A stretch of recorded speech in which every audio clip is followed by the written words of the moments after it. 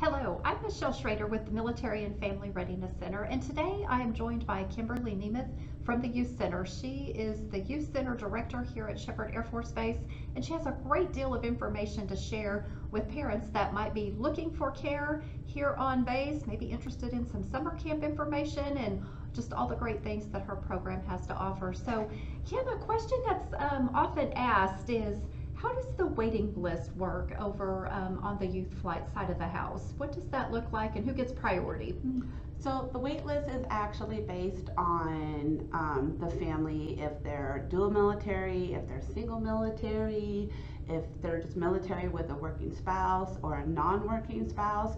So it goes from like you might, or even if you work for us like the CDC or even the youth center, that person takes priority. Dual military, single military, then they're the second people who actually look at for placement.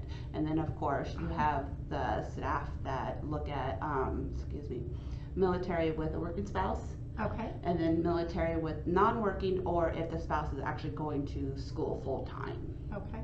What about a civilian on base? So for example, myself, if I were looking for summer care and I'm married to somebody that works in the local community, but I'm a civilian here on base, are your services and programs open to my children as well? Yes. Okay. Yes. So you will fall under military civilian, okay, or civilian with a civilian. Okay. So, but it's really hard if your spouse is not working at all, so you're just kind of at the bottom of the list. Right. And then of course, if anybody else comes in and let's say that they're dual or military, then you kind of get bumped up on the list. And I think a lot of families, find that a little bit frustrated where they're here and then people are coming in and they're just going down the list. With some fluctuation. Yes. Yeah. If it looks like maybe there's going to be a while before there's an opening in your facility, do y'all have lists of other opportunities that are available downtown, or do y'all dive into that with parents to share resources? Yes, so we have a list of all local areas and local family child care providers in our building. So if we can't take the child, we'll go ahead and pass out those resources. Okay, thank you.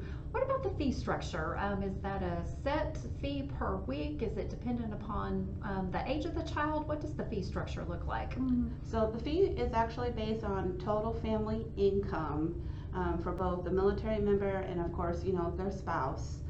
And then there is, I want to say, I can't remember, 7 categories now because we changed it from 11. I think it dropped down. Okay. So all you have to do is just bring in your pay stubs, your LES, and we can actually go through and calculate that. Okay. And it's hard to believe, but here we are, May 1st, so school will be out soon. What do y'all have planned this summer? Do you have special programs, summer camps? What does this summer look like at the Youth Center?